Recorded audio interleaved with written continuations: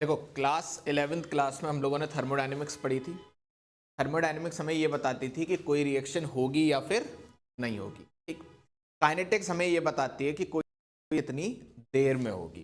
जैसे for example hydrogen और oxygen मिलके पानी बनाते हैं।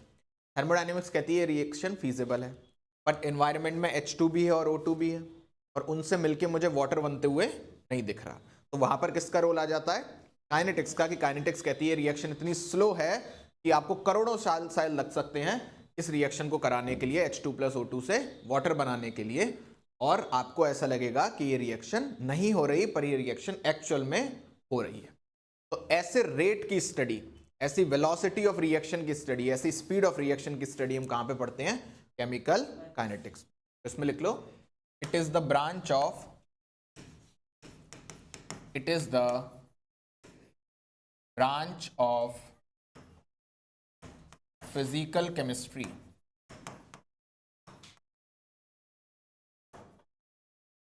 that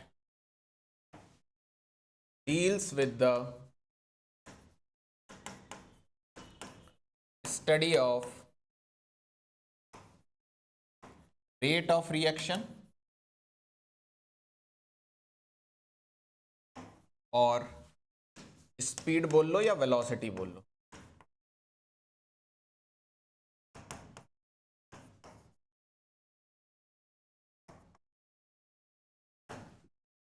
ये फिजिकल केमिस्ट्री की वो ब्रांच है जिसमें हम लोग रिएक्शन के रेट या रिएक्शन की स्पीड के बारे में क्या करते हैं? स्टडी करते हैं।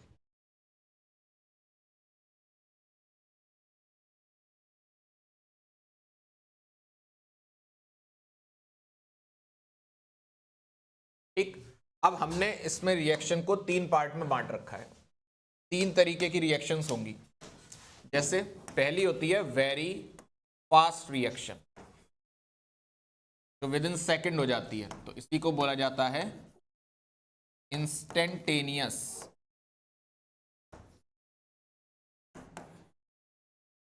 रिएक्शन। दूसरी होती है वेरी स्लो रिएक्शन, तो बहुत ज्यादा टाइम लेती है कंप्लीट होने में।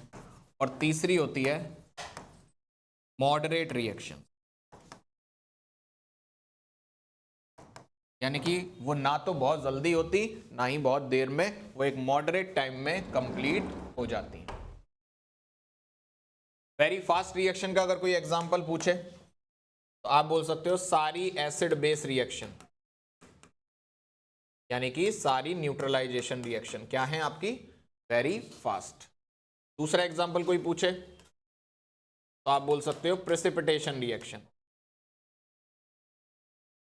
प्रेसिपिटेशन रिएक्शन भी क्या होती हैं? बहुत फास्ट रिएक्शन। एग्जांपल लिखना चाहो तो लिख लो, NaOH plus HCl will form NaCl plus water.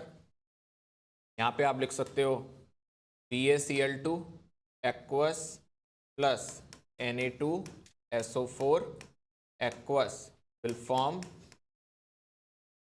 BaSO4 का वाइट कलर का PPT प्लस साथ में NaCl।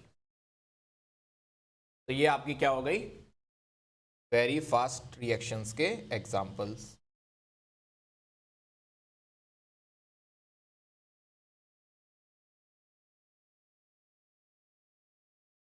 ठीक है। अगर वेरी स्लो रिएक्शन के कोई एग्जांपल पूछे तो एक तो अभी हम लोगों ने जैसी लेक्चर शुरू हुआ था तब बात की थी, that is H2 plus O2 मिलकर बनाए अगर H2, ये रिएक्शन क्या है? Very slow reaction. या आप दूसरा एग्जांपल ले सकते हो, रस्टिंग ऑफ आयरन। या तीसरा ले सकते हो, अगर कार्बन मोनोऑक्साइड और हाइड्रोजन मिलके मिथेनॉल बना रही है कहां पर? एट रूम टेम्परेचर, तो ये रिएक्शन बहुत स्लो। लेकिन अगर हाई टेम्परेचर हाई प्रेशर कर दें और कुछ कैटलिस्ट और को कैटलिस्ट डाल दें जैसे ZNO और Cr2O3, तो ये रिएक्शन बड़े आराम से कंप्लीट हो जाए।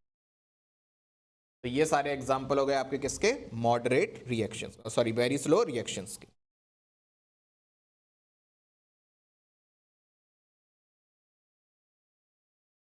ठीक। मॉडरेट में कौन से आ जाएंगे जो हम इस चैप्टर में पढ़ेंगे, जैसे हाइड्रोलिसिस ऑफ एस्टर।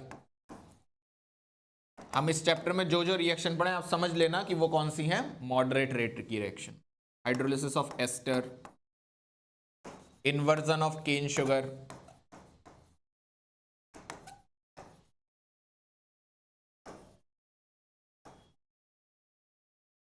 और डिकॉम्पोजिशन ऑफ H2O2, या फिर डिकॉम्पोजिशन ऑफ N2O5 एटसेट्रा। ये सब आपकी किस कैटेगरी में आती है, मॉडरेट रिएक्शंस की कैटेगरी में।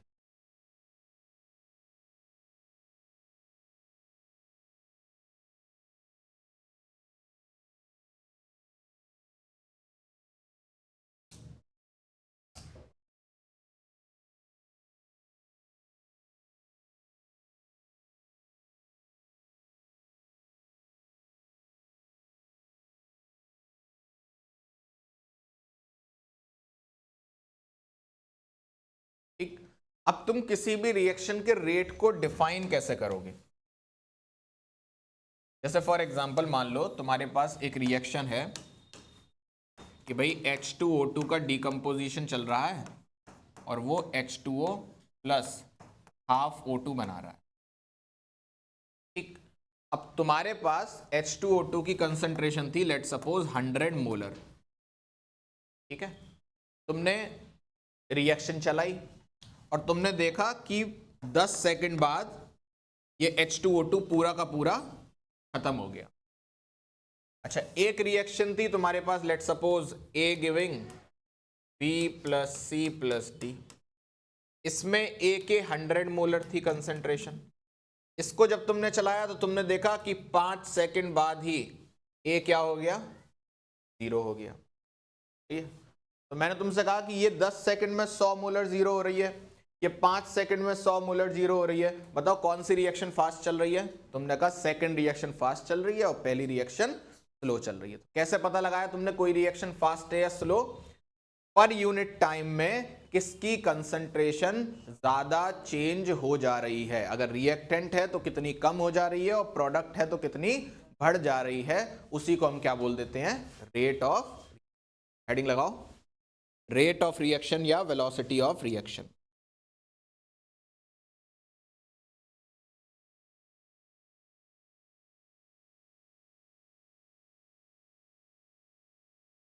इसमें लिखो the change in concentration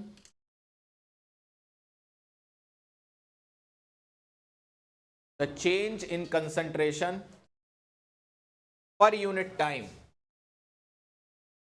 the change in concentration per unit time of different chemical species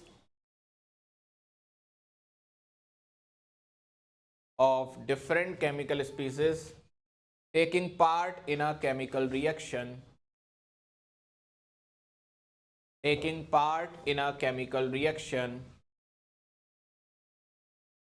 is known as rate of reaction,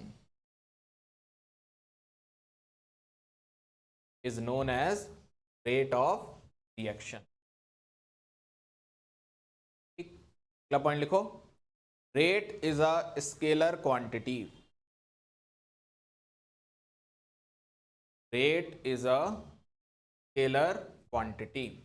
क्या स्केलर क्वांटिटी कभी भी नेगेटिव हो सकती है, नहीं। अगला पॉइंट लिखो, rate is defined such that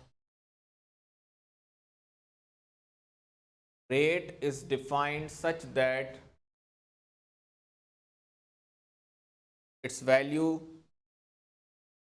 always comes out to be positive।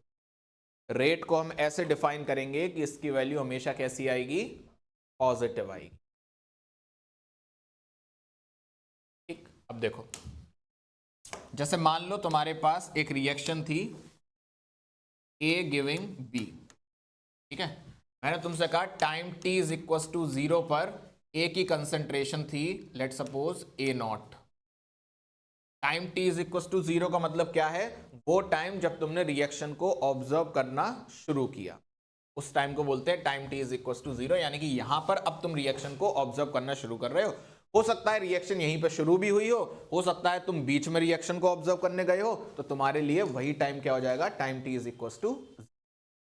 और जब तुम ऑब्जर्व कर रहे थे तो b कुछ नहीं बना था, लेकिन कुछ टाइम t बाद तुमने देखा a की कंसंट्रेशन हो गई a और b की कंसंट्रेशन हो गई। तो मैंने तुमसे कहा बताओ चेंज कितना आया, तो तुम कहोगे final concentration of a minus initial concentration of a upon final time minus initial time. तो ये कितना आ गया? ये आ गया आपका a minus A not upon T. अब मुझे बताओ ए नॉट ज्यादा है या ए ज्यादा है?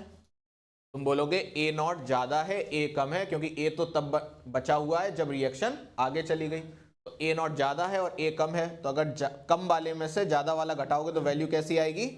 नेगेटिव। और रेट कभी भी नेगेटिव होता नहीं है, तो एक माइनस में अपनी तरफ से क्या लगा दूंगा? खुद से। ठीक, ये माइनस मुझे ये बताएगा कि ए इस रिएक्शन में क्या हो रहा है? कम हो रहा है। This will tell me rate of disappearance या बोलो रेट ऑफ कंजम्पशन ऑफ ए।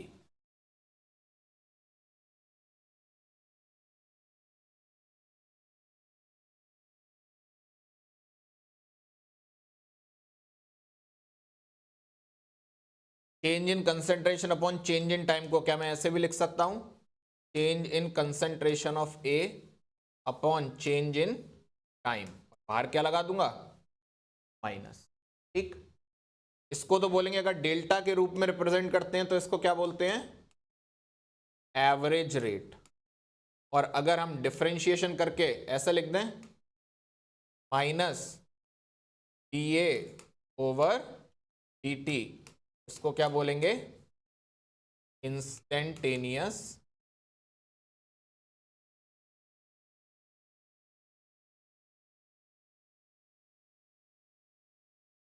क्या एवरेज रेट और इंस्टेंटेनियस रेट कभी बराबर हो सकते हैं? ध्यान से देखो,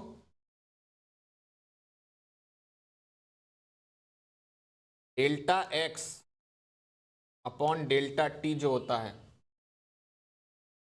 वो dx अपॉन dt के बराबर हो जाता है अगर limit delta T tends to क्या हो जाए?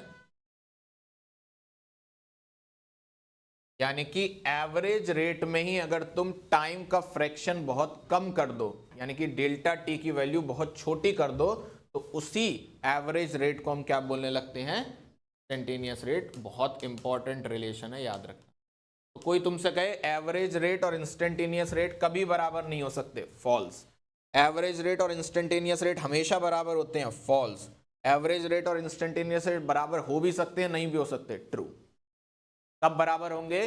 जब डेल्टा टी की वैल्यू क्या होगी? जीरो की तरफ टेंड करने लगी, बहुत छोटी होगी।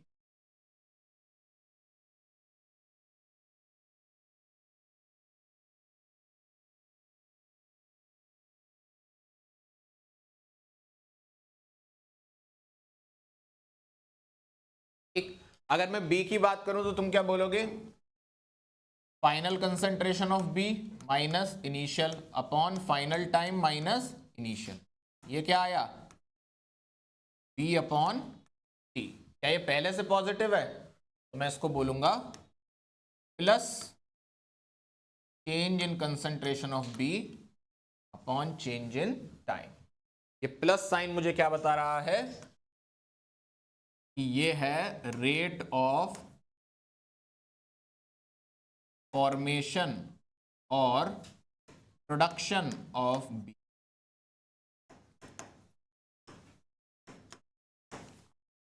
यानी कि इस रिएक्शन में बी बन रहा है और ए कम हो रहा है।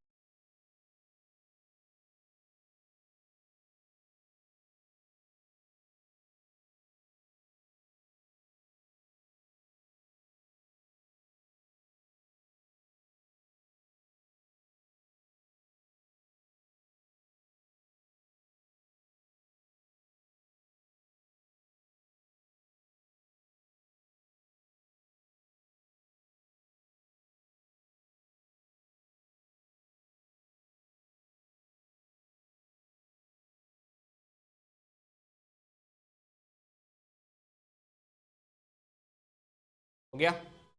अच्छा, अगर मैं रेट की यूनिट की बात करूं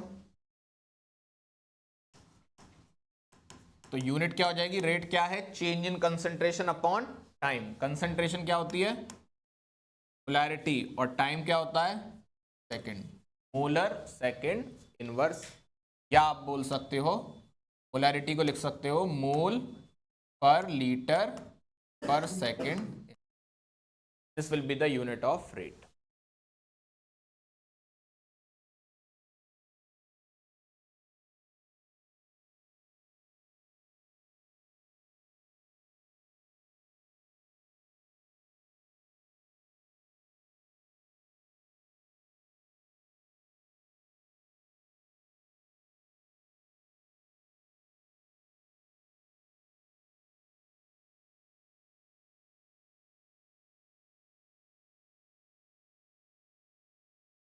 डन।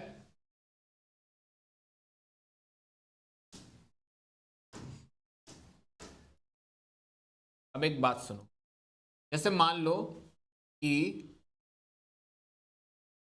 एक घर है ना, इसको तुम्हें बनाना है और तुम्हारे पास दो लेबर हैं, ए और ए। ठीक, या कह लो एक ही लेबर है मान लो तुम्हारे पास।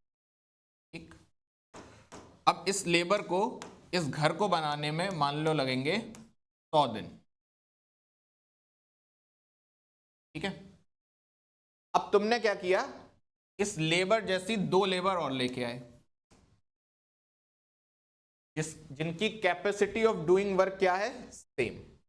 ठीक है, तो अब अगर मैं पूछूं या एक और ले आए, तो अब तुम्हारे पास 4 हो गई लेबर, है ना।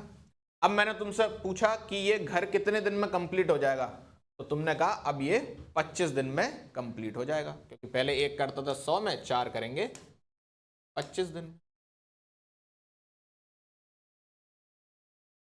तो क्या अभी भी एक एक काम करने का रेट उतना ही है जितना पहले था? एक एक काम करने का रेट चेंज नहीं हुआ, लेकिन क्या काम जल्दी खत्म हो गया? बोलो। सेम रिएक्शन में होता है। मान लो अगर मैंने तुम्हारे सामने एक रिएक्शन ली, जैसे N2 plus 3H2 giving 2NH3। अगर मैं तुमसे कहूं कि मुझे इसमें N2 का रेट ऑफ डिसअपीयरेंस लिख के दिखाओ, rate of disappearance of N2, तो तुम बोलोगे माइनस dN2 अपॉन dt। अगर मैं तुमसे कहूं H2 का लिख के दिखाओ रेट ऑफ डिसअपीयरेंस, तो तुम कहोगे rate of disappearance of H2 is minus dH2 upon dt। अगर मैं तुमसे कहूं अमोनिया का लिख के दिखाओ, तो rate of appearance of ammonia will be plus d change in concentration of ammonia upon dt। यानी कि जब तुम किसी के रेस्पेक्ट में इंडिविजुअल रेट लिख रहे थे, तो मैं इस बात से कोई फर्क नहीं पड़ रहा था कि इनकी स्टोइशियोमेट्री क्या है, राइट, कि इनका नंबर कितना है, कि H2 4 है, H2 5 है, H2 10 है, इससे इनके इंडिविजुअल रेट को कोई फर्क नहीं पड़ता। जैसे लेबर 1 है, 2 है, 3 है या 4 है, इससे एक रेट ऑफ डूइंग वर्क में फर्क नहीं पड़ रहा। लेकिन अगर मैं पूछूं रेट ऑफ रिएक्शन, यानी कि rate of finishing the work, क्या जब 4 लेबर थी तो वर्क जल्दी खत्म हो गया था, और जब एक लेबर थी तो वर्क देर में खत्म हुआ था? तो मैं बोल सकता हूं जब मैं ओवरऑल रेट लिखूंगा तो मुझे फर्क पड़ेगा कि H2 कितना है, अमोनिया कितना बन रहा है, या N2 कितना कंज्यूम हो रहा है। सही है। और मैं ये भी बोल सकता हूं जिस रेट से N2 कंज्यूम होगा, क्या उससे ट्रिपल रेट से H2 कंज्यूम होगा, और उससे डबल रेट से NH3 बनेगा। सही है, ठीक है। लेकिन क्या पूरी रिएक्शन एक साथ खत्म हो जाएगी? मतलब जब रिएक्शन बंद होगी तो इसका मतलब N2 का भी रिएक्शन बंद हो जाएगा, H2 का भी रिएक्शन बंद हो जाएगा, और NH3 का भी रिएक्शन बंद हो जाएगा। सही है। तो अगर मान लो मुझे रेट ऑफ रिएक्शन बराबर करना है दोनों का, तो क्या मुझे H2 के रेट में 3 से डिवाइड दे देना होगा, और क्या NH3 के रेट में 2 से डिवाइड दे देना होगा?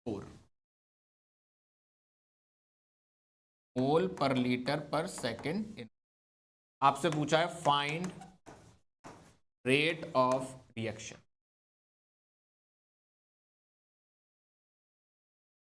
करो उसको।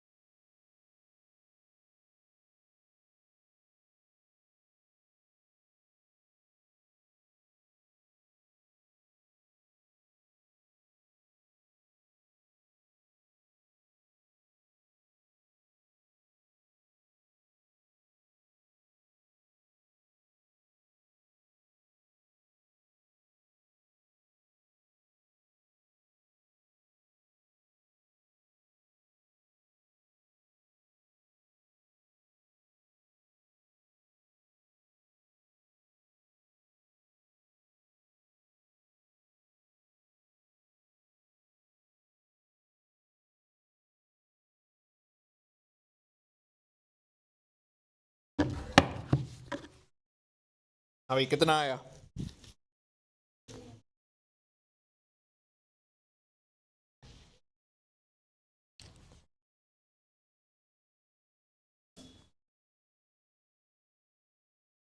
तुम बोलोगे rate of reaction in terms of C कितना हो जाएगा?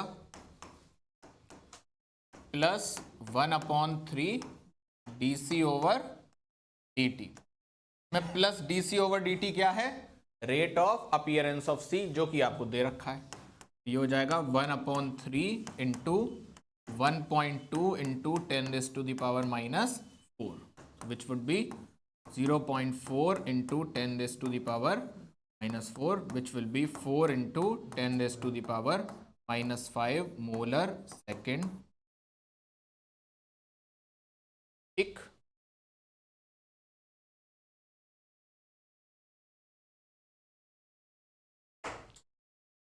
एक करो जेई 2019 का।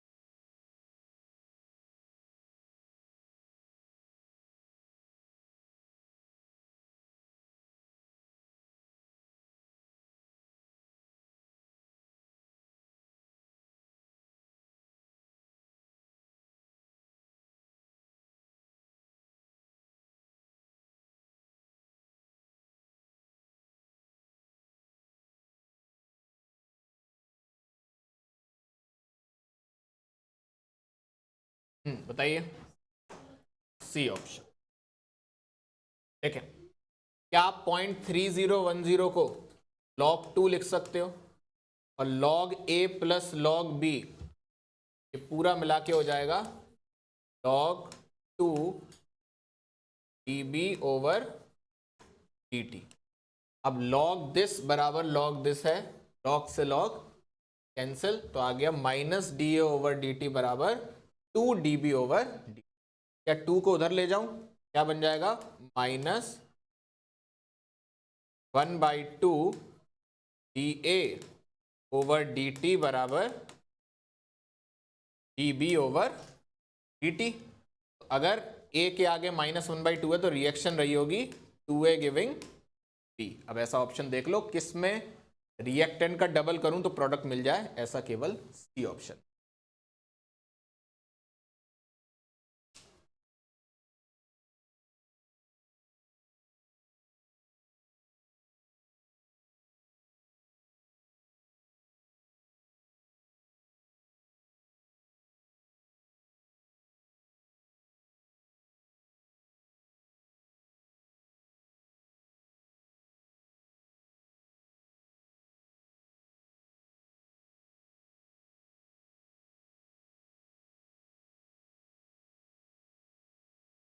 हो गया,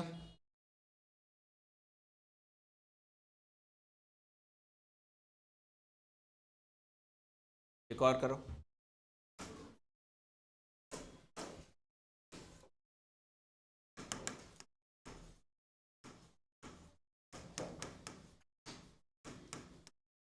टू 2022 नीट का सवाल है ये। 4a plus 3b giving 6c plus 9d। आपको दे रखा है dc ओवर dt, ये है 6 × 10⁻⁻² मोलर सेकेंड इनवर्स, और minus D A over D T दे रखा है 4 × 10⁻⁻² मोलर सेकेंड इनवर्स। आपसे बोला है find rate of reaction and amount of be consumed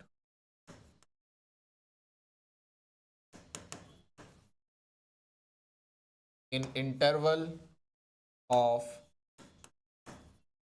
10 second. Options हैं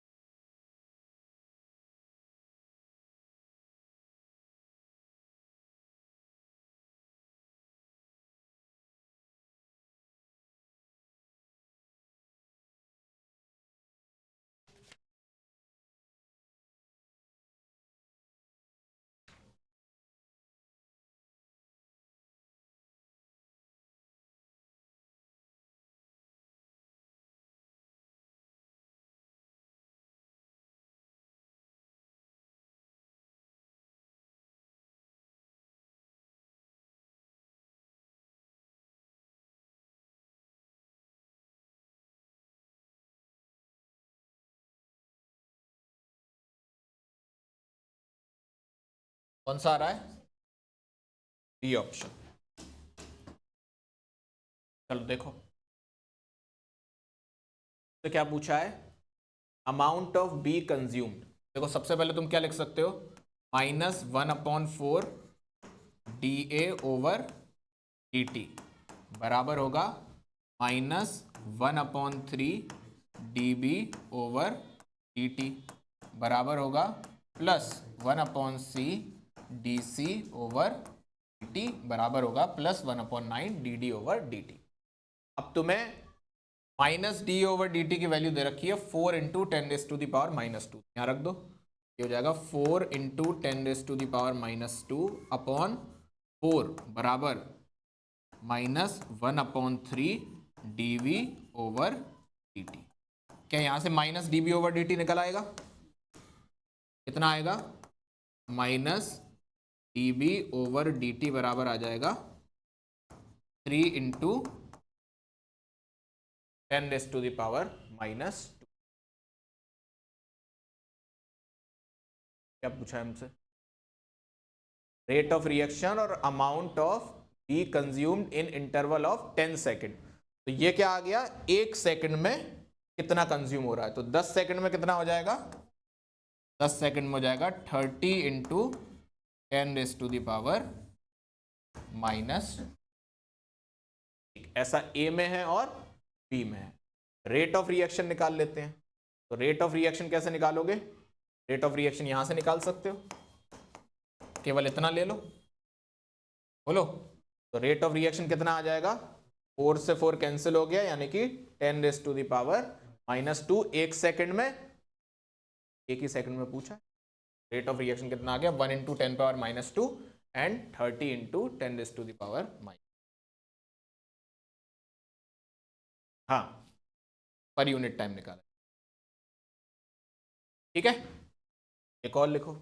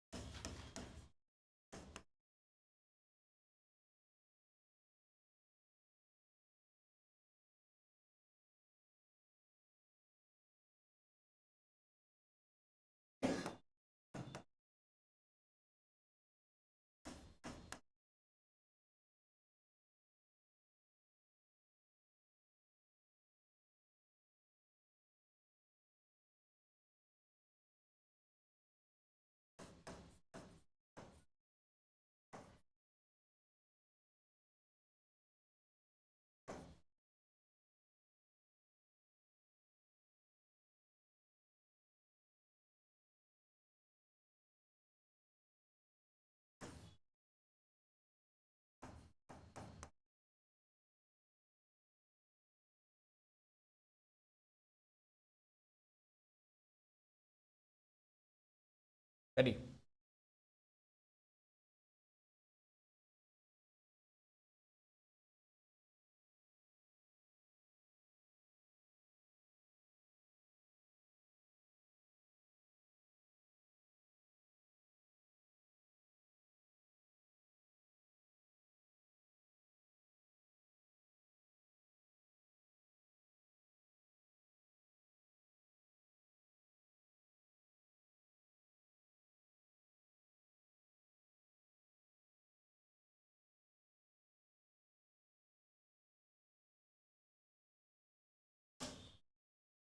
देखो भाई,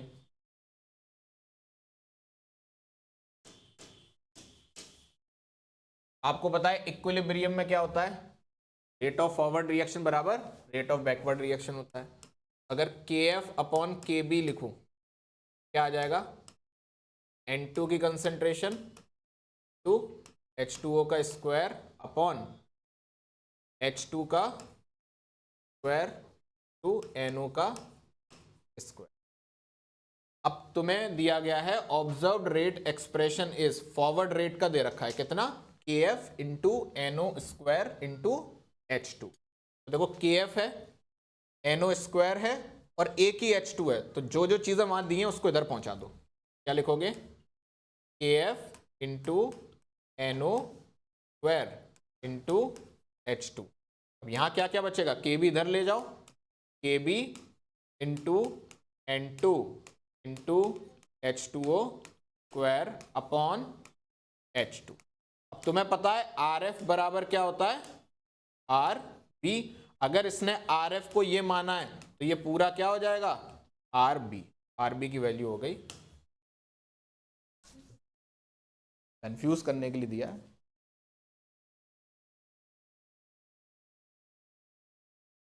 आंसर हो जाएगा आपका डी।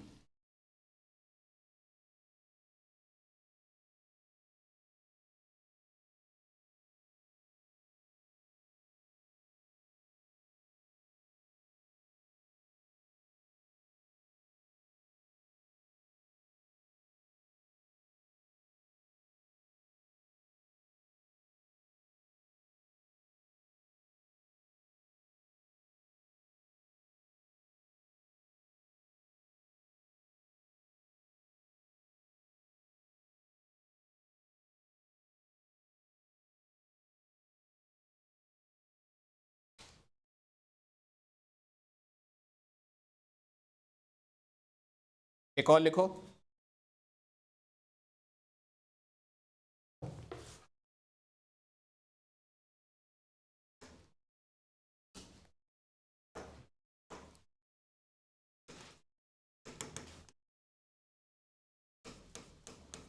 तो NO2 required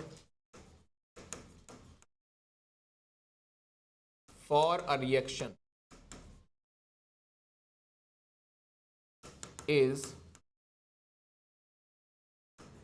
produced by the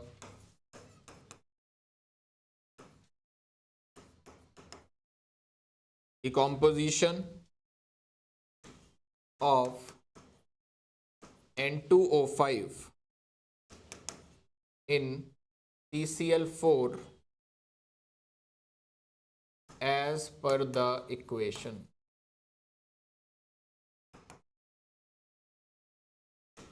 That is 2N2O5 giving 4NO2 plus O2, सारी गैस है।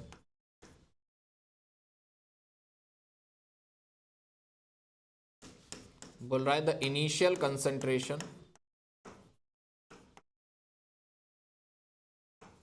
ऑफ N2O5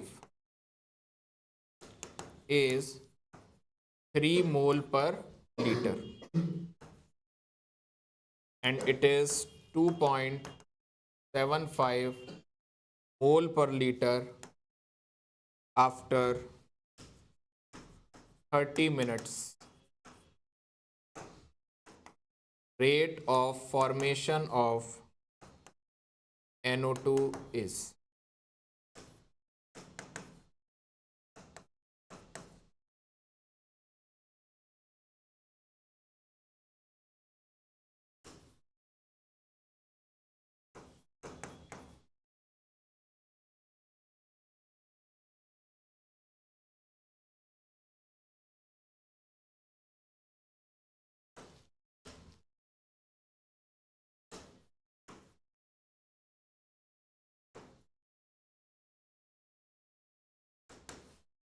बताइए।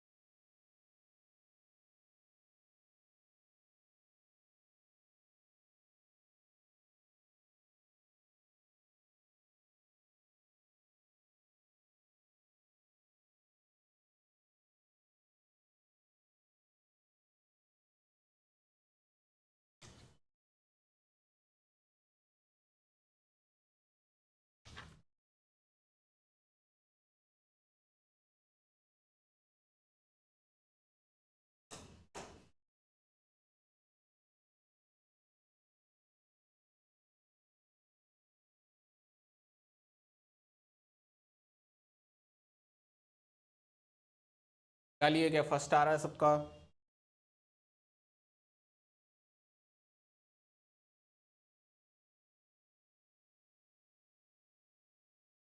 टू 2.75 माइनस 3/30 क्या आ जाएगा? Rate of disappearance of N2O5 के बाद ये क्वेश्चन लगा देना, -1/2 dN2O5 अपॉन dt बराबर 1/4 dNO2 ओवर dt। आपसे ये पूछा है, आपने ये निकाल लिया, ये ऑप्शन आएगा।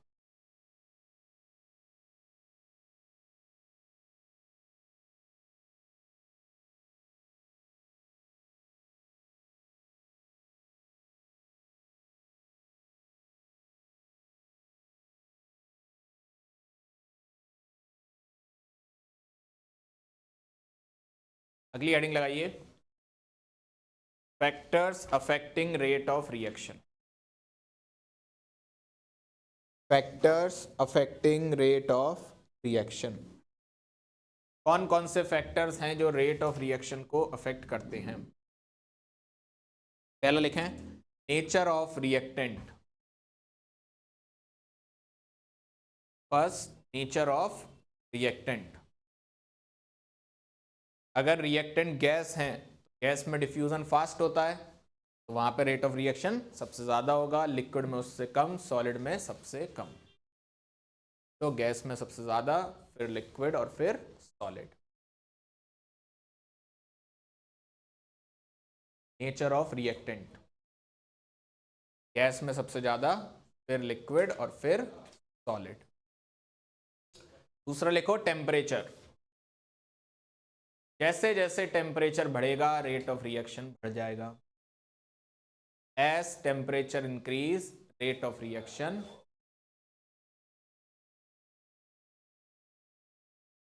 और तीसरा लिखो, कैटलिस्ट। कैटलिस्ट डालने से भी रेट इंक्रीज या डिक्रीज हो सकता है। वो कैटलिस्ट जो रेट को बढ़ाते हैं उनको बोलते हैं पॉजिटिव कैटलिस्ट, और वो कैटलिस्ट जो रेट को घटाते हैं उनको बोलते हैं नेगेटिव कैटलिस्ट।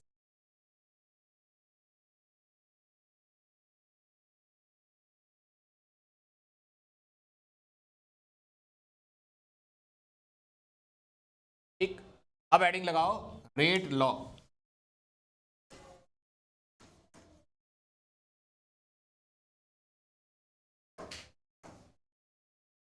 मान लो एक रिएक्शन चल रही है 2A + 3B giving 5C + 4D।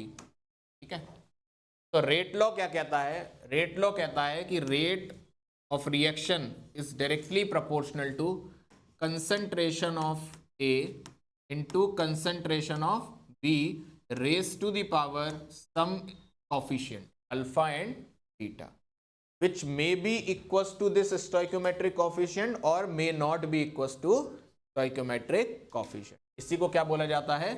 Rate law. अगर प्रोपोर्शनलिटी साइन हटाओगे तो एक कांस्टेंट आएगा डिनोटेड बाय स्मॉल k।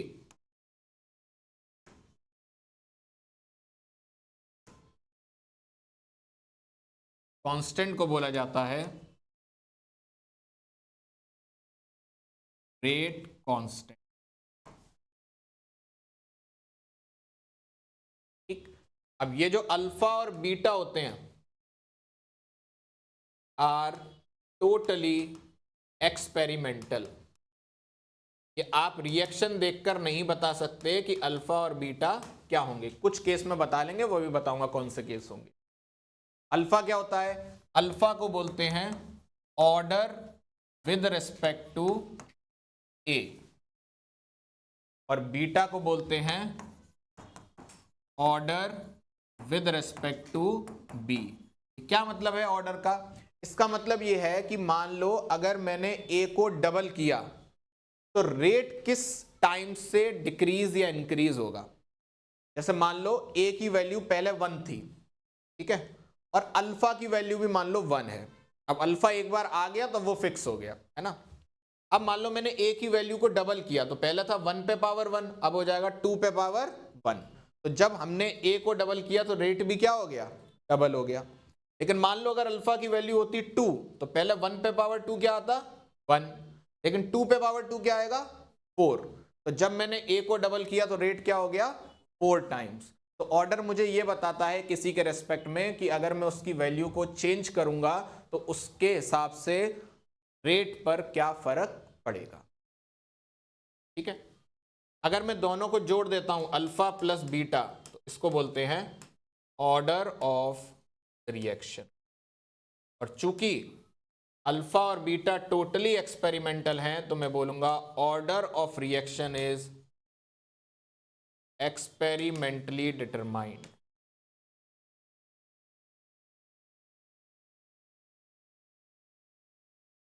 अगर कोई ऐसा दावा करता है कि वो रिएक्शन देखकर ऑर्डर बता देता है तो वो बहुत खतरनाक है, उससे दूरी बनाएं। ऑर्डर केवल और केवल क्या है, एक्सपेरिमेंटली डिटरमाइंड क्वांटिटी है। आप रिएक्शन देखकर ऑर्डर प्रेडिक्ट नहीं कर सकते।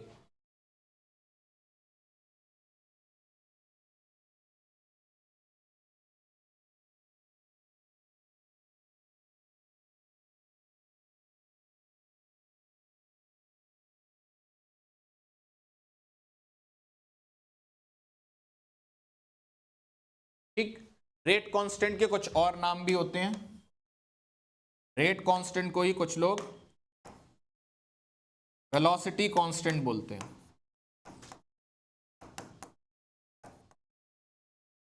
और एक बहुत फेमस नाम जो अक्सर क्वेश्चन में आएगा, रेट कांस्टेंट को ही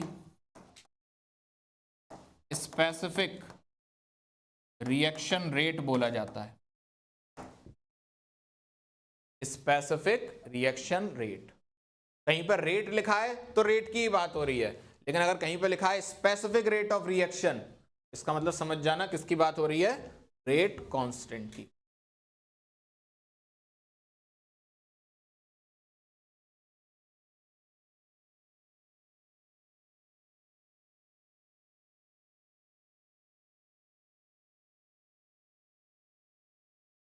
ठीक, अगर मैं यूनिट की बात करूं रेट कांस्टेंट की,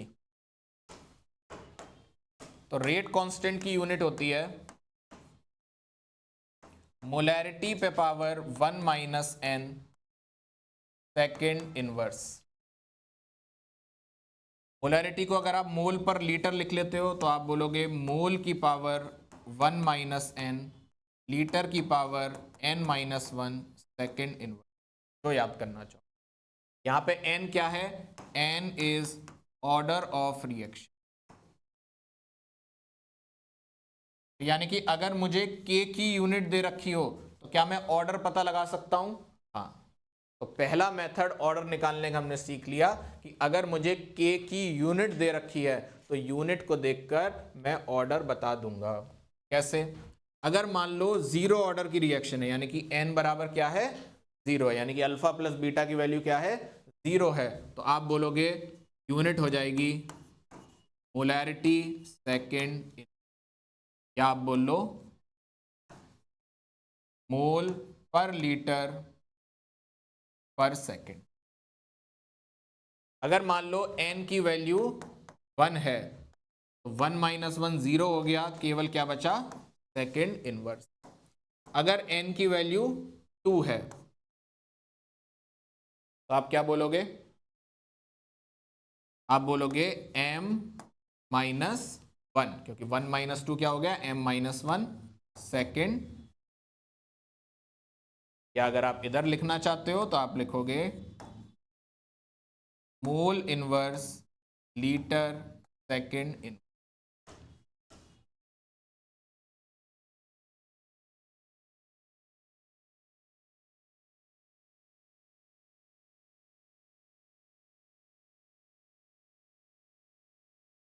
मुझे बताओ, अगर मान लो k की वैल्यू दे रखी है मोल पे पावर -4 लीटर पे पावर 4 सेकेंड इनवर्स, बताओ ऑर्डर कौन सा है रिएक्शन। तो आप कैसे निकालोगे, आप किसी को भी कंपेयर कर लो, मोल की पावर को कंपेयर कर लो, तो मोल पे वैसे क्या होता है 1 माइनस एन, तो यहाँ पे 1 माइनस एन की वैल्यू कितनी है, -4, तो एन की वैल्यू कितनी हो गई, यानी कि ये कोई ऐसी फिफ्थ ऑर्डर की रिएक्शन है जिसकी ये यूनिट आपको दे रखी है।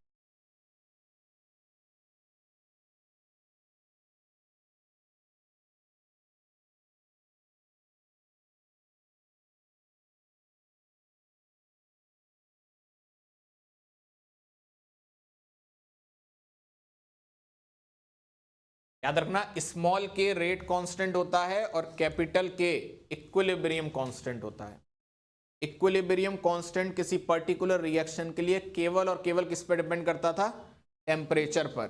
लेकिन रेट कांस्टेंट लिखो, rate constant, the value of rate constant for a particular reaction, the value of rate constant for a particular reaction depends upon temperature, catalyst and nature of reactant. Temperature, catalyst and nature of reactant.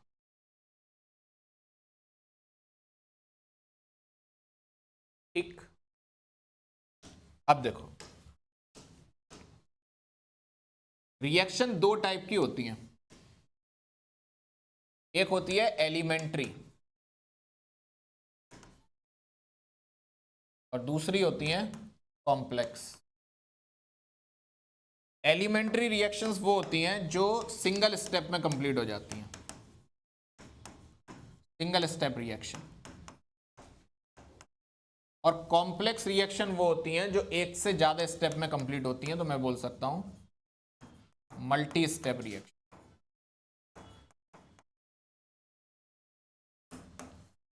Single step बहुत कम होती हैं, mostly reactions क्या होती हैं, complex ही रहती हैं। खैर, जो रिएक्शन सिंगल स्टेप होगी उसको बोलेंगे एलिमेंट्री, और जो होगी कॉम्प्लेक्स, जो होगी मल्टी स्टेप, उसको बोलेंगे कॉम्प्लेक्स। अब क्या होगा, एलिमेंट्री रिएक्शन में जो स्टोइकियोमेट्री का सम होगा, सम ऑफ स्टोइकियोमेट्री ऑफ रिएक्टेंट, वही होगा ऑर्डर ऑफ रिएक्शन। यानी कि एलिमेंट्री रिएक्शन में स्टोइकियोमेट्री और ऑर्डर हमेशा क्या होते हैं, बराबर होते हैं। लेकिन कॉम्प्लेक्स रिएक्शन में ऑर्डर में और may not be equals to sum of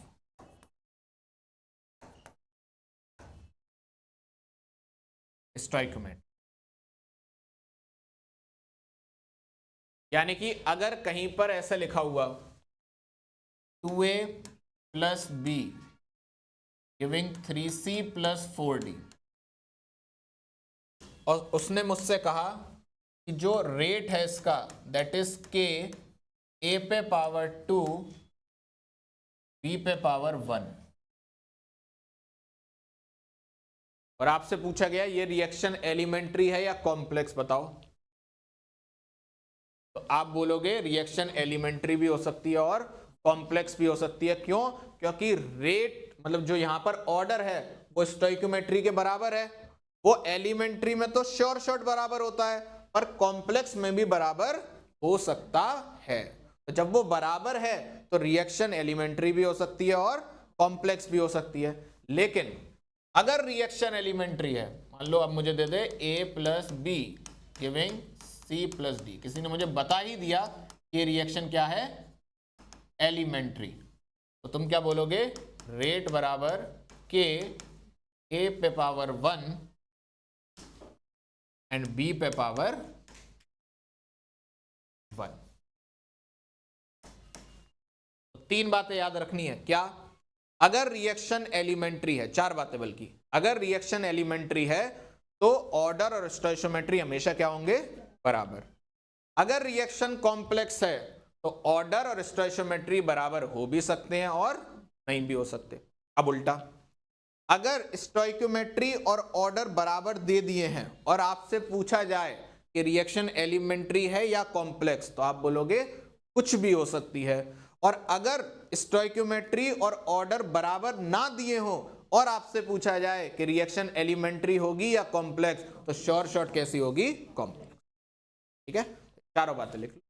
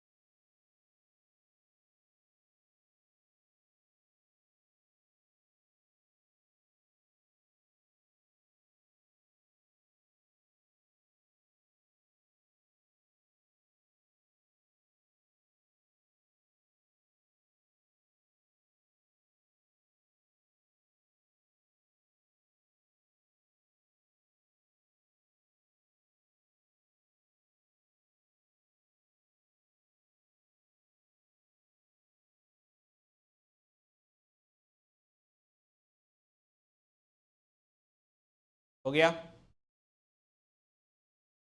एक और चीज देखो, एक होता है मॉलिक्यूलरिटी। अच्छा, पहले ऑर्डर के बारे में दो तीन बातें और देख लो।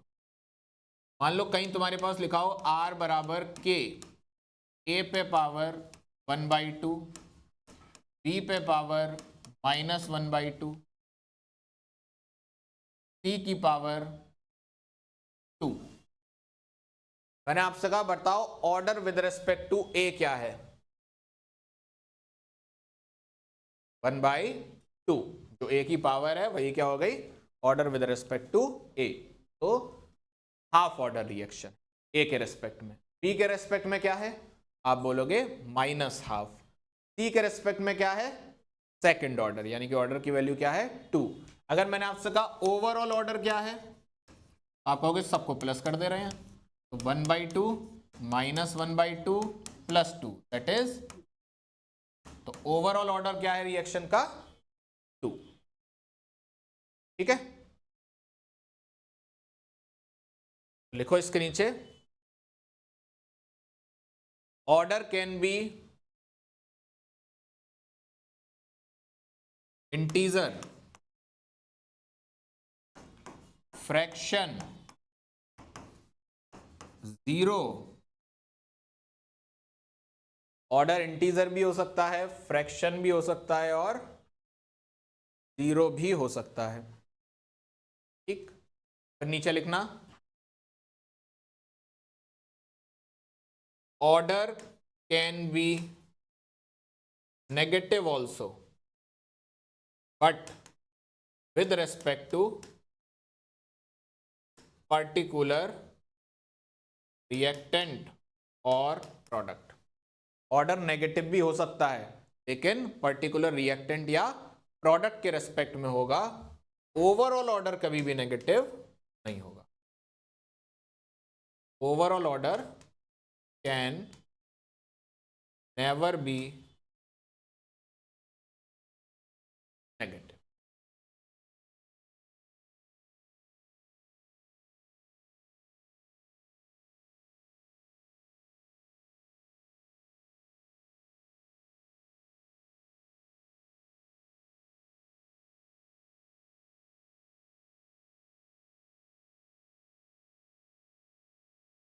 और ऑर्डर कई चीजों पे डिपेंड करता है, तो order depends on multiple factors like pH, temperature, pressure, pH, temperature, pressure etcetera, इसी पे भी डिपेंड कर सकता है।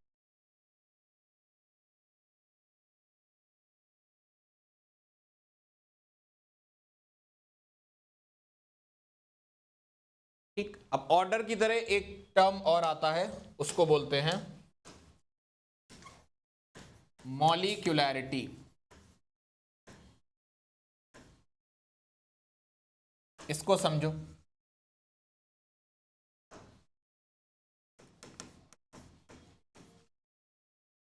ऑर्डर की तरह ही एक और टर्म है मॉलिक्यूलैरिटी। मॉलिक्यूलैरिटी क्या होता है, लिखो। The number of entities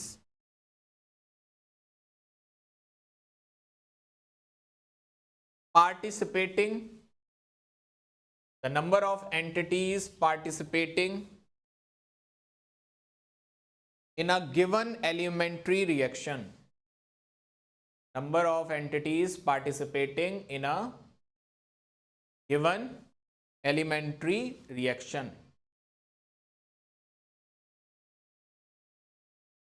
or number of entities participating, or number of entities participating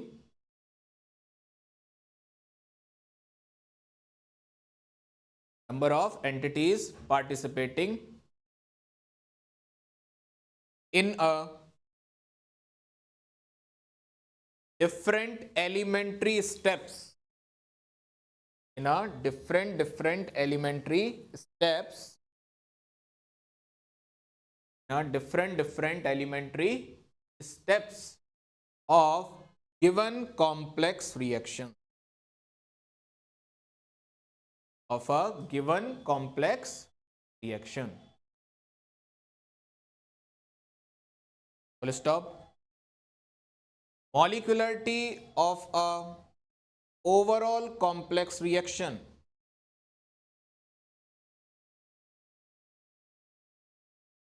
has no significance.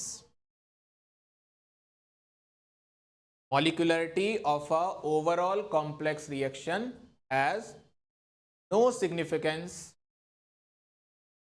but order can be defined for overall reaction. But order can be defined for overall reaction. क्या मतलब है इस बात का, इसको समझो। देखो, molecularity क्या है?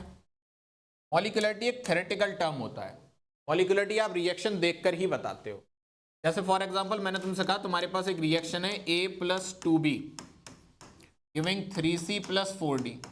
मैंने तुमसे कहा ये रिएक्शन एलिमेंट्री थी, बताओ इसमें कितनी एंटिटीज ने पार्टिसिपेट किया रिएक्टेंट में। तो आप बोलोगे एक A ने और 2 B ने। तो आप बोलोगे इस रिएक्शन की मॉलिक्यूलरिटी कितनी हो गई?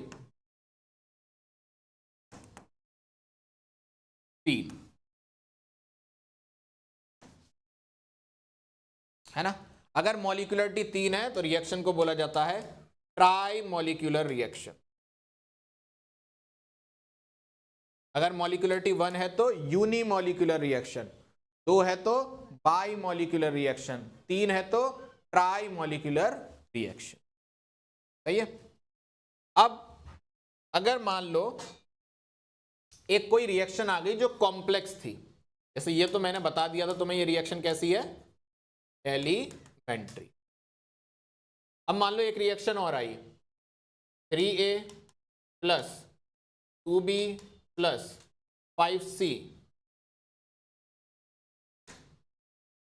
3A + 2B + C giving 4D + 6E मान लो। अब मैंने तुमसे कहा ये रिएक्शन कॉम्प्लेक्स है, बताओ इसकी मॉलिक्यूलरिटी कितनी होगी। तो फालतू बात नहीं, ओवरऑल कॉम्प्लेक्स रिएक्शन की कोई भी मॉलिक्यूलरिटी नहीं होती, इसकी मॉलिक्यूलरिटी डिफाइन नहीं होगी। पर मैंने पूछा क्या इसका ऑर्डर डिफाइन हो सकता है, आप कहोगे बिल्कुल इसका ऑर्डर डिफाइन हो सकता है। मैंने पूछा कितना होगा, कि वो नहीं बता सकते, क्योंकि ऑर्डर क्या होती है, एक एक्सपेरिमेंटली डिटरमाइंड क्वांटिटी। अगर तुम मुझसे बोलते रिएक्शन एलिमेंट्री है तो मैं सबको गिन लेता और बोल देता कि ऑर्डर 6 हो गया। बोलो। पर ये क्या है, ये एक कॉम्प्लेक्स रिएक्शन है और कॉम्प्लेक्स रिएक्शन में स्टोइकोमेट्री देखकर आप ऑर्डर नहीं बता सकते। पर क्या इस रिएक्शन का कुछ ना कुछ ऑर्डर होगा, डेफिनेटली कुछ ऑर्डर होगा। पर क्या कोई मॉलिक्यूलरिटी होगी, कोई भी मॉलिक्यूलरिटी डिफाइन नहीं होगी। फिर कैसे मॉलिक्यूलरिटी डिफाइन करोगे, आप कहोगे अगर ये कॉम्प्लेक्स रिएक्शन है तो ये कुछ स्टेप्स में हो रही होगी। मान लो मैंने आपसे कहा ये 3 स्टेप में हो रही है, इसका पहला स्टेप है step 1, that is A plus B react करके बना रहे हैं D प्लस 3E। तो कुछ भी एक रैंडम स्टेप्स लिख रहा हूं, ठीक। फिर मैंने आपसे कहा एक इसका स्टेप 2 है, स्टेप 2 में अगेन A प्लस बी मिलके बना रहे हैं 2D प्लस E। और मैंने तुमसे कहा स्टेप 3 है A प्लस सी मिलके बना रहे हैं D प्लस 2E। ठीक, कैसे पता लगेगा, तुमने सारे स्टेप्स लिख लिए। अगर तुम सारे स्टेप्स के रिएक्टेंट को ऐड करोगे और सारे स्टेप्स के प्रोडक्ट को ऐड करोगे तो तुम्हें ओवरऑल रिएक्शन मिल जानी चाहिए। अगर मिल गई तो इसका मतलब शायद तुमने स्टेप्स सही लिखे, हो सकता है शायद गलत भी लिखे हो। मुझे नहीं पता ये रिएक्शन इन्हीं स्टेप में हो रही है या नहीं, मैं तो मान के चल रहा हूं कि ये तुम्हें दिए जाएंगे, तुमसे लिखने को नहीं बोला जाएगा। ठीक है, अब मैं तुमसे कहूं तीनों स्टेप एलिमेंट्री है ना, तो बताओ स्टेप 1 की मॉलिक्यूलरिटी कितनी है, 2, क्योंकि एक A है और एक B है। स्टेप 2 की 2, क्योंकि फिर से एक A है और एक B है। स्टेप 3 की 2, क्योंकि फिर से एक A और एक। अच्छा सर, सबकी अगर 2 है तो ओवरऑल की भी 2 ही होनी चाहिए मॉलिक्यूलरिटी, ऐसा कोई कंसेप्ट नहीं है। ओवरऑल रिएक्शन की मॉलिक्यूलरिटी डिफाइन नहीं होती, लेकिन इंडिविजुअल स्टेप्स की मॉलिक्यूलरिटी डिफाइन होती है। इतनी बात समझ में आ गई। अब इन 3 स्टेप में एक स्टेप ऐसा भी होगा जो सबसे स्लो होगा, जो सबसे क्या होगा, स्लो। मान लो वो आपको रिएक्शन में बताया जाएगा कि कौन सा स्टेप क्या है सबसे स्लो है। मान लो मैंने आपसे कहा रिएक्शन का स्टेप 2 क्या था, स्लोएस्ट स्टेप था। जो रिएक्शन का स्लोएस्ट स्टेप होता है वही रिएक्शन के रेट को डिटरमाइन करता है, इसीलिए उसको बोलते हैं रेट डिटरमाइनिंग स्टेप, शॉर्ट में RDS ऑफ द रिएक्शन। जो रिएक्शन का स्लोएस्ट स्टेप होता है वही डिसाइड करेगा कि रिएक्शन का रेट क्या है।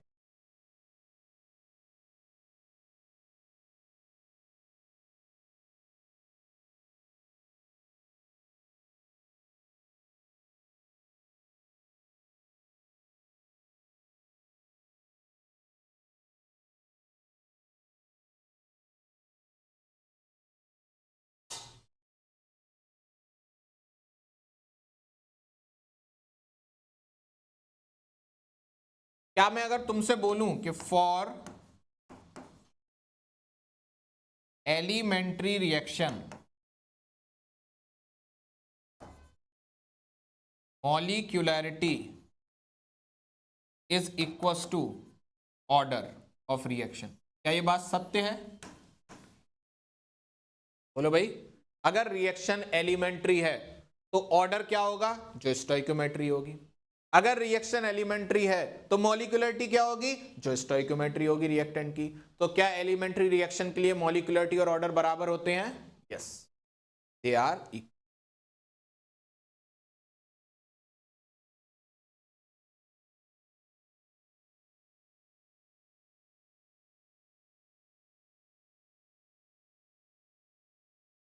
क्या कभी आधा एटम रिएक्ट कर सकता है?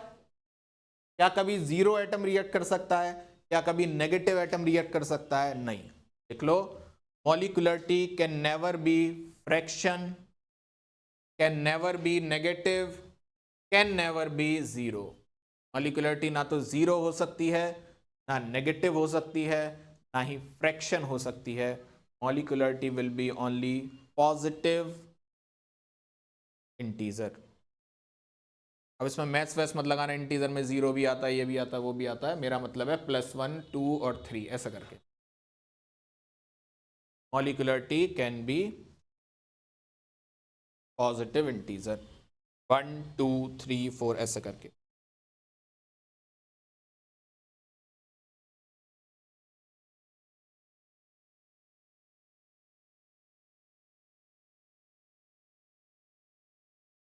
अब देखो कोई भी रिएक्शन होती कैसे है, जैसे मान लो एक रिएक्शन 3 स्टेप में चल रही है, तो जैसे पहला स्टेप ये था, तो इसमें ए और बी आपस में आके कोलाइड करते हैं, है ना। और अगर वो कॉलिजन इफेक्टिव है, इफेक्टिव कॉलिजन कैसे डिसाइड होता है अभी आगे हम पढ़ाएंगे कॉलिजन थ्योरी में, कि प्रॉपर ओरिएंटेशन होना चाहिए, है ना, प्रॉपर एनर्जी के साथ दोनों आपस में टकराएं, तो ऐसे कॉलिजन को बोलते हैं इफेक्टिव कॉलिजन। अगर अभी नहीं पता तो आगे पढ़ेंगे। तो जब ये इफेक्टिव कॉलिजन होगा तभी ये स्टेप आगे बढ़ेगा, यानी कि तभी ये रिएक्शन होगी, है ना। तो ऐसा पाया गया है कि एक बार में मतलब मैक्सिमम 3 मॉलिक्यूल ही इफेक्टिवली कोलाइड कर सकते हैं। 3 से ज्यादा मॉलिक्यूल जैसी कोलाइड करने आते हैं तो इफेक्टिव कॉलिजन बहुत बहुत बहुत ज्यादा क्या होता है, rare.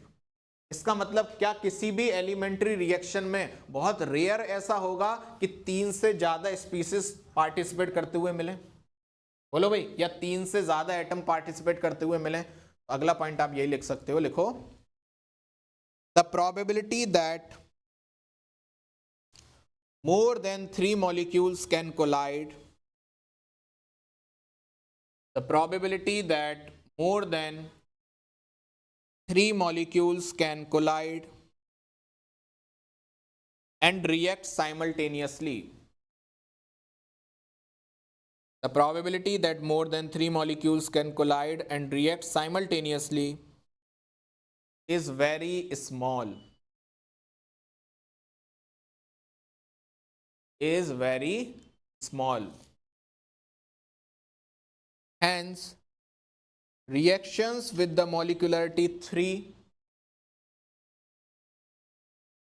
hence reactions with the molecularity 3 are very rare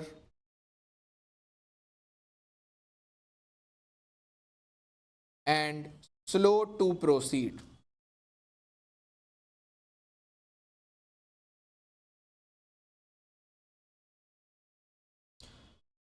It is therefore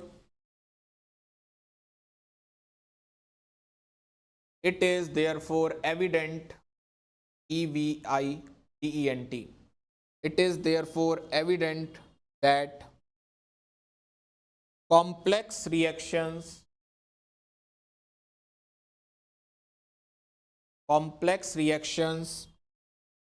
involving more than 3 molecules,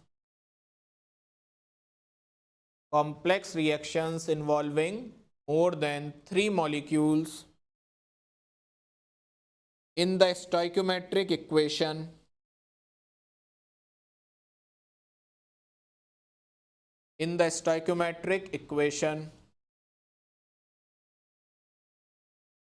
must take place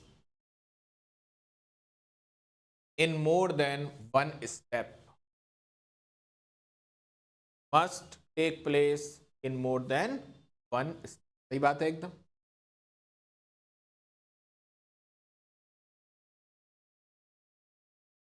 ठीक है,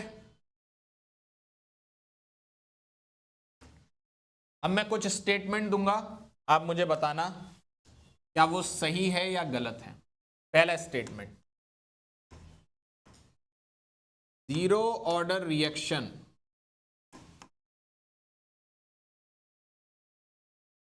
आर कॉम्प्लेक्स रिएक्शन।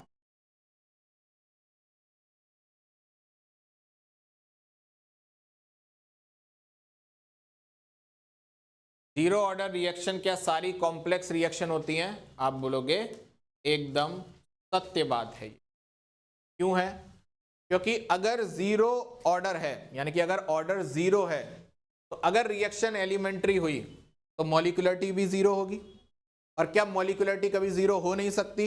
इसका मतलब ये रिएक्शन ऑर्डर मतलब एलिमेंट्री हो नहीं सकती, ये रिएक्शन कैसी होगी? कॉम्प्लेक्स। तो सारी जीरो ऑर्डर रिएक्शन क्या होती हैं? Complex reaction.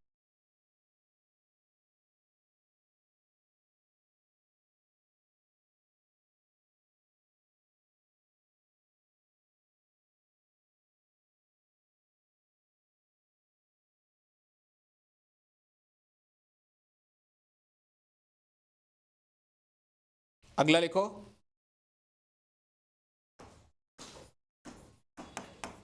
a bimolecular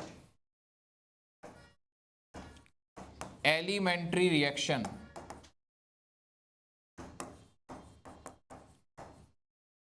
must be a second order reaction. True या फॉल्स?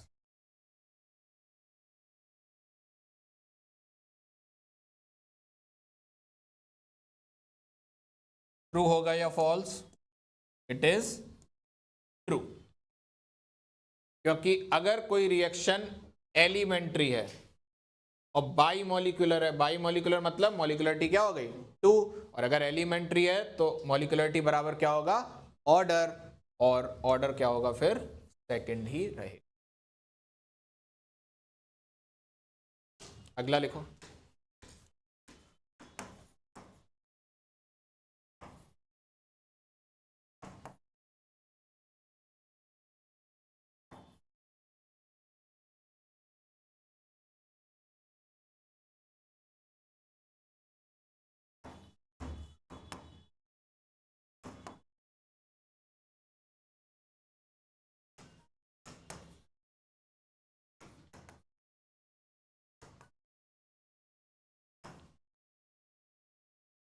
बताओ।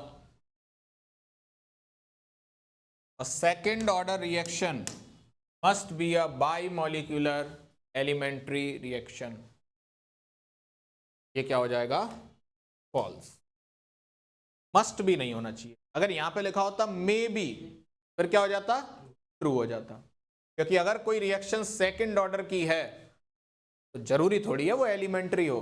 सेकंड ऑर्डर तो किसी भी रिएक्शन का हो सकता है भाई, है ना, तो क्या वो जरूरी है कि बाईमोलिकुलर एलिमेंट्री हो? नहीं, लेकिन क्या हो सकती है? हाँ हो सकती है। अगर यहीं पे मे भी लिखा होता तो ये क्या हो जाता ट्रू हो जाता, मस्ट भी लिखा है तो क्या हो जाएगा फॉल्स हो जाएगा।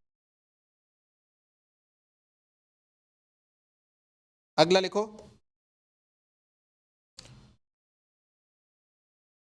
Zero order reaction is always single step reaction.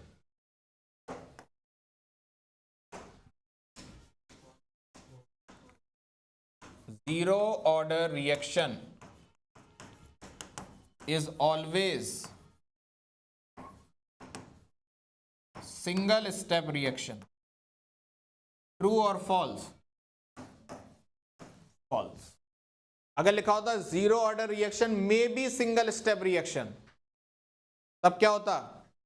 तब भी फॉल्स ही होता। जीरो ऑर्डर रिएक्शन तो कॉम्प्लेक्स रिएक्शन होती है और कॉम्प्लेक्स रिएक्शन कभी भी सिंगल स्टेप रिएक्शन नहीं हो सकती।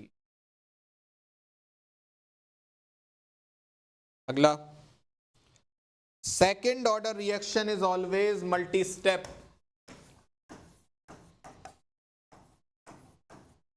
Second order reaction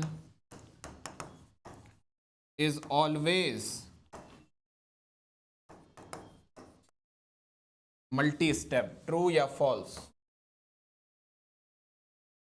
False. अगर लिखा होता सेकेंड ऑर्डर रिएक्शन में be multi step, true. Second order reaction में बी सिंगल स्टेप, ट्रू, है ना, कि अगर कोई सेकेंड ऑर्डर की रिएक्शन है, अगर वो एलिमेंट्री हुई तो वो सिंगल स्टेप हो जाएगी, अगर वो कॉम्प्लेक्स हुई तो वो मल्टी स्टेप हो जाएगी।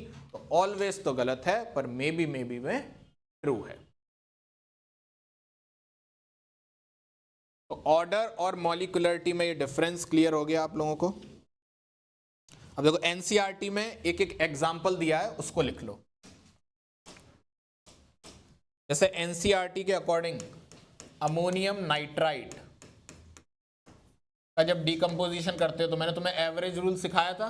यहाँ पे क्या है -3, यहाँ पे क्या है +3, तो दोनों का एवरेज हो जाएगा 0, तो यहाँ पे क्या बनेगा N2। तो ये रिएक्शन यूनिमॉलिक्यूलर है।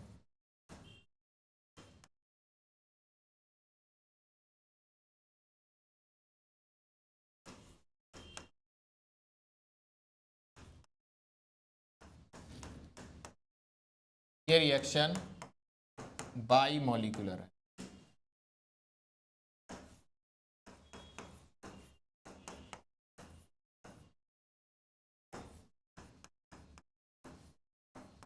ये रिएक्शन ट्राई मॉलिक्यूलर, ये एनसीईआरटी के एग्जांपल्स हैं।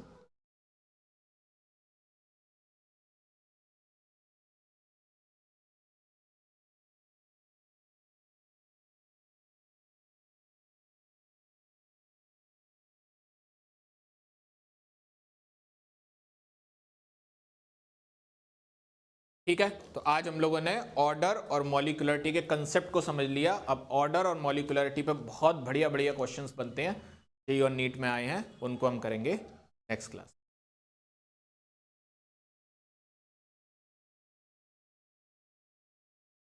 क्या हो गया?